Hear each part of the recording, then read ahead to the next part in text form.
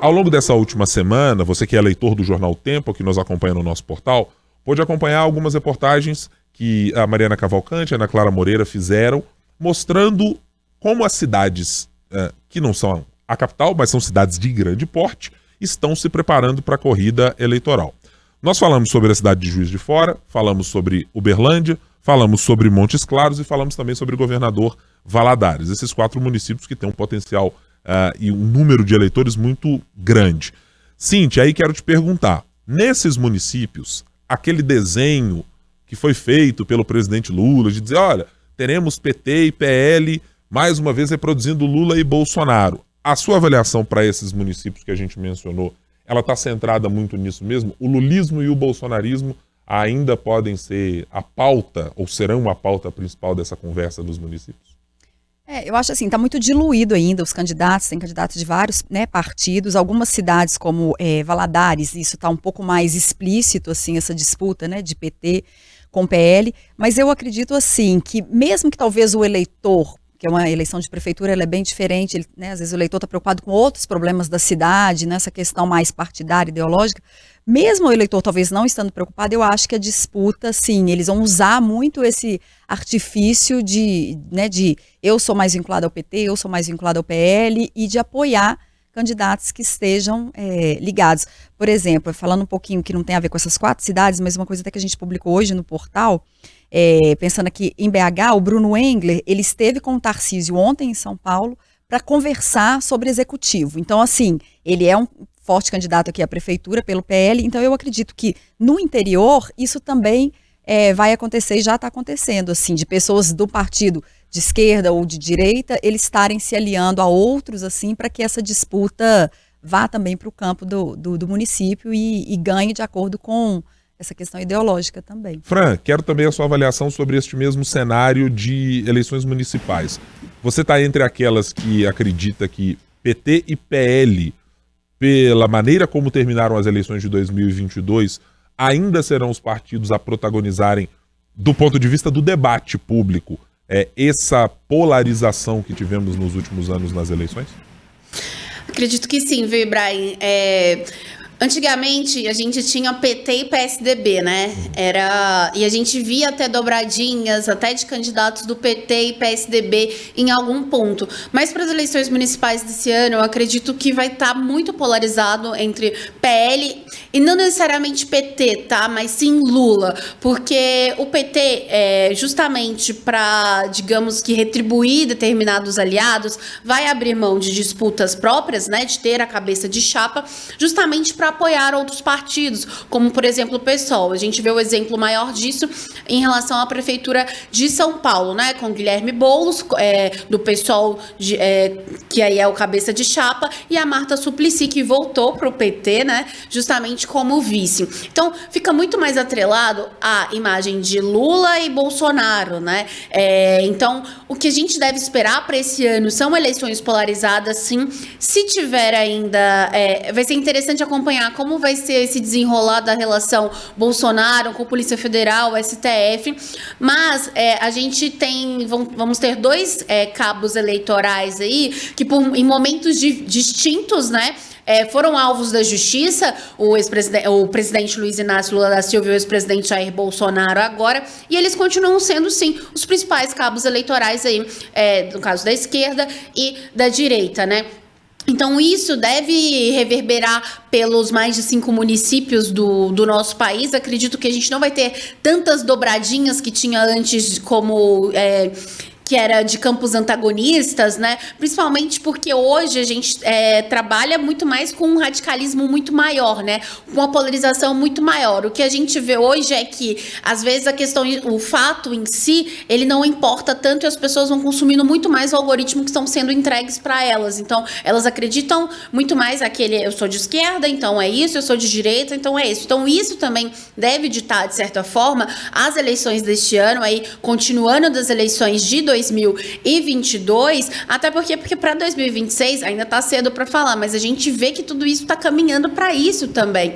Então, para esse ano, eu acredito que a gente vai ter mais polarização, e aí quando a gente fala de eleições municipais, aí como é que fala? É um show à parte, assim, né? Porque cada cidade tem tem os seus pormenores, tem as suas características, e a gente sabe que o jogo político nas eleições, em cidades pequenas, ele é feito de uma forma, às vezes, até muito mais forte, assim, porque é um eleitorado menor com quem você pode conversar e fica aquilo, né? Esse é o candidato do Lula, esse é o candidato do Bolsonaro, independente se é do PT ou do PL, mas é quem a pessoa apoia. Eu acho que ficar de centro hoje talvez vai ficar muito mais em grandes cidades, como por exemplo pode ser no caso de Belo Horizonte, mas nessas cidades menores eu acredito, tá, palpite, aposta pelo que a gente tem visto aí, que essa polarização, essa radicalização deve permanecer.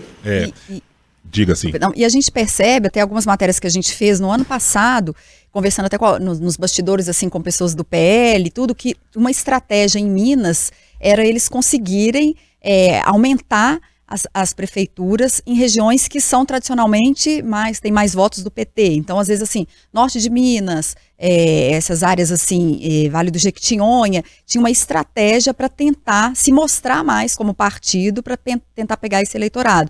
E, por outro lado, assim, a gente percebeu também, e fizemos matérias disso no ano passado, o PT com algumas, como posso dizer, algumas pautas que são teoricamente mais da direita e alguns pré-candidatos ou não pré-candidatos diretamente à prefeitura, mas alguns políticos do PT tentando entrar também nessas pautas para mostrar ali que eles também se preocupam, né, com algumas delas. Então eu acho que está na preocupação deles. Agora, uma outra curiosidade eu acho é assim, embora talvez o peso do presidente Lula não tenha tanto nessas eleições municipais, mas como que ele vai se posicionar nisso também? Se ele vai estar do lado ali de alguns candidatos específicos, já preocupado, né, com essa questão do PT e do PL também, e o governador Zema também, qual que é o peso que ele pode ter para tentar ampliar também o partido dele ali e entrar, né, em algumas prefeituras. Eu estou entre aqueles do que, para além de PT e PL, eu estou pensando nessas próximas eleições e olhando por algumas coisas que as pesquisas de opinião já indicaram, que o império do anti ainda reinará no país. Ou seja, primeiro, o ponto de vista é a rejeição, né? E essa é uma métrica com a qual os marqueteiros políticos trabalham, né? Candidato muito rejeitado é candidato com teto baixo, portanto, fica inviabilizado numa eleição onde você tem mais pessoas, uma possibilidade de fazer composições. Porque se o eleitor já não gosta dele de saída, aí fica difícil construir a imagem desses candidatos. E essas rejeições, em geral, elas vêm sempre explicadas, hoje em dia, nas eleições, pela chave PT ou PL, ou, ampliando um pouco mais o escopo, os conservadores de direita e a esquerda. Aí pode ser a esquerda com a brincadeira da esquerda festiva, de uma esquerda com compromissos mais trabalhistas, etc. E hoje, do campo da direita, você tem, além da direita, ou da centro-direita, você tem a extrema-direita. Então, eu acho que essa ampliação de campos e de terminologia, inclusive, das eleições, ela ajuda muito a moldar os candidatos e moldar o discurso que eles precisam fazer. Então, mais do que PT e PL, eu acho que mesmo os candidatos do centro, e que hoje, do ponto de vista de números, hoje o PSD já é o partido que reúne mais prefeitos país afora. É um partido que é de direita? Não, mas também pode ser. É um partido que é de esquerda? Não, mas também pode ser. É um partido eminentemente de centro, aceita praticamente qualquer discurso do ponto de vista eleitoral.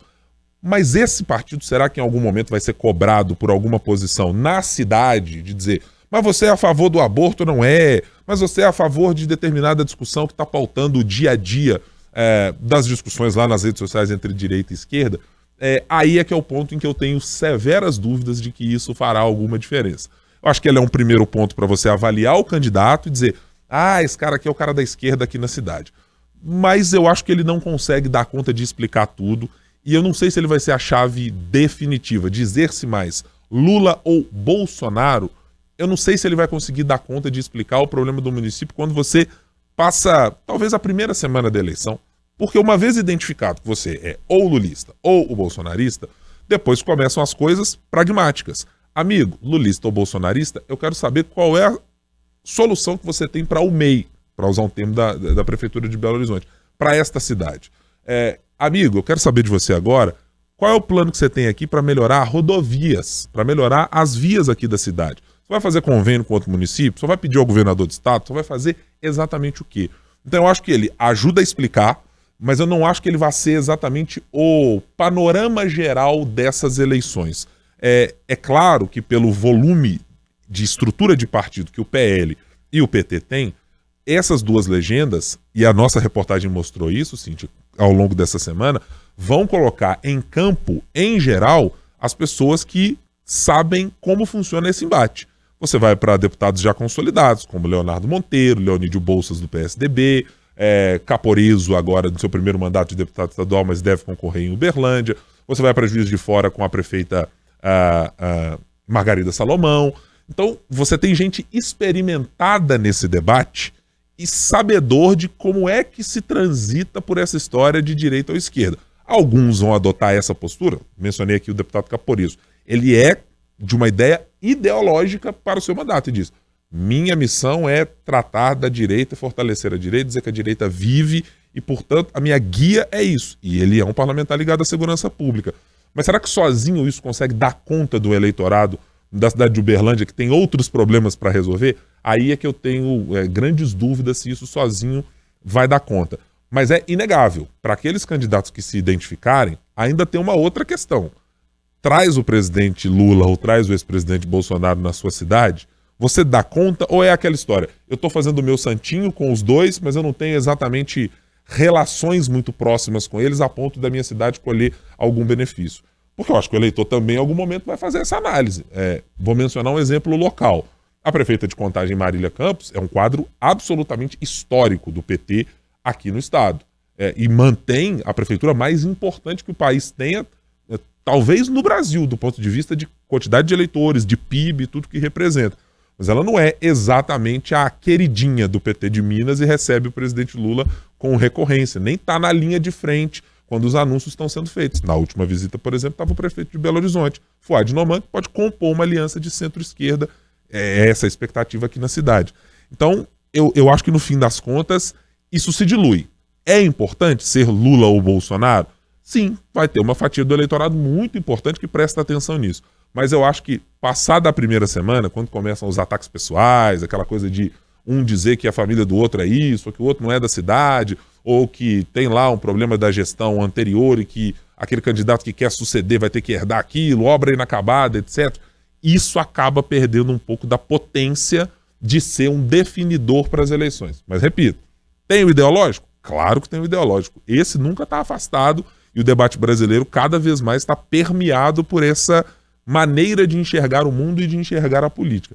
Eu só não sei se ela dá conta de, inclusive, resolver os problemas do dia a dia, né?